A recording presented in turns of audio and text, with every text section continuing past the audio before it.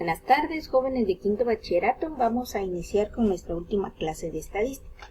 Hoy aprenderemos acerca de las medidas de asimetría y kurtosis, que prácticamente es el último paso para concluir el análisis estadístico. Luego de esta explicación vamos a pasar a la parte práctica, en donde realizaremos un repaso para aplicar todo el proceso completo en el análisis de datos. Iniciamos. El coeficiente de asimetría de Pearson. La asimetría o sesgo de una distribución de frecuencia expresa su deformación respecto al eje vertical. Para medirla se utiliza el segundo coeficiente de asimetría de Pearson. Su fórmula es SKP, que es la abreviatura en inglés de este coeficiente, es igual a 3 veces el resultado de la diferencia entre la media aritmética y la mediana. Y este resultado se divide entre la desviación estándar. ¿Cómo se interpreta? En la primera columna nos hace referencia al signo. Si el coeficiente es igual a 0, es decir, no tiene signo, significa que la distribución es simétrica. Si el signo del coeficiente es positivo, la asimetría es positiva. Si el signo del coeficiente es negativo, la asimetría es negativa. En la tercera columna observamos el valor absoluto del coeficiente. Independientemente de su signo, si es menor que 1, significa que la asimetría es leve, ya sea positiva o negativa. Si el valor es entre 1 y 2, la asimetría es moderada. Y si el valor es mayor que 2, significa que la asimetría es severa.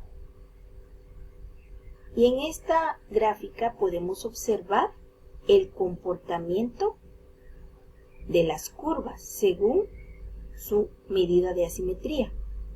Las medidas de forma permiten estudiar la forma, valga la redundancia, de la curva, dependiendo de cómo se agrupan los datos. Si el eje de simetría está al centro, pero en la primera gráfica observamos que los datos se concentran hacia la derecha del eje de simetría, significa que es una curva de asimetría negativa. ¿Por qué razón es negativa? Porque la media aritmética es menor que la mediana y los datos se concentran por arriba de la media. En la curva simétrica significa que el coeficiente de asimetría es igual a 0. Esto se debe a que la media aritmética y la mediana son exactamente iguales. Por lo tanto, la curva es simétrica. El 50% está a la izquierda del eje y el otro 50% de los datos está a la derecha del eje de simetría. Y en la tercera gráfica podemos ver que los datos se concentran hacia la izquierda del eje de simetría. Eso significa que es una curva con asimetría positiva.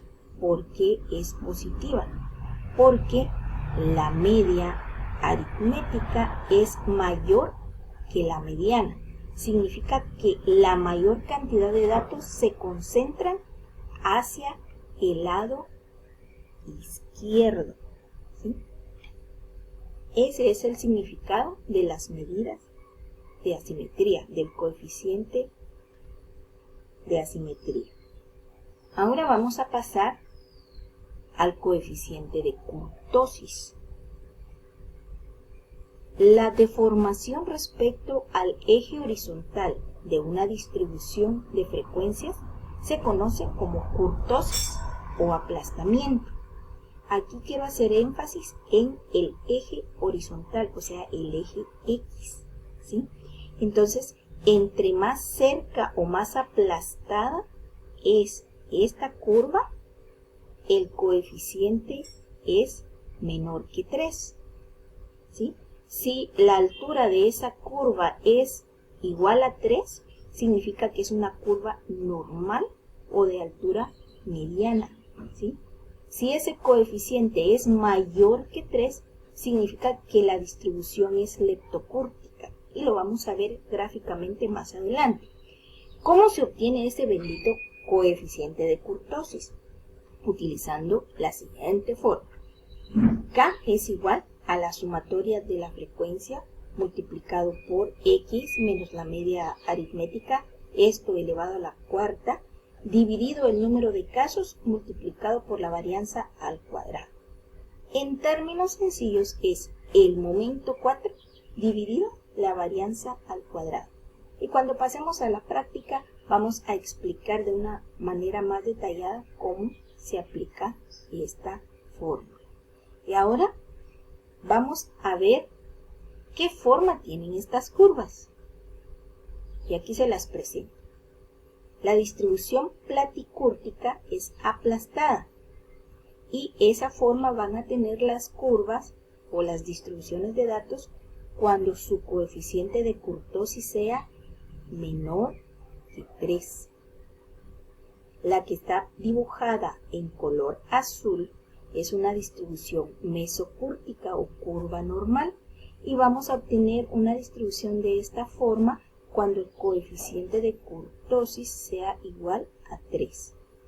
Y la que está marcada con color rojo es una distribución leptocúrtica que se obtiene cuando el coeficiente de kurtosis es mucho mayor que 3. Entonces, esta es la parte teórica.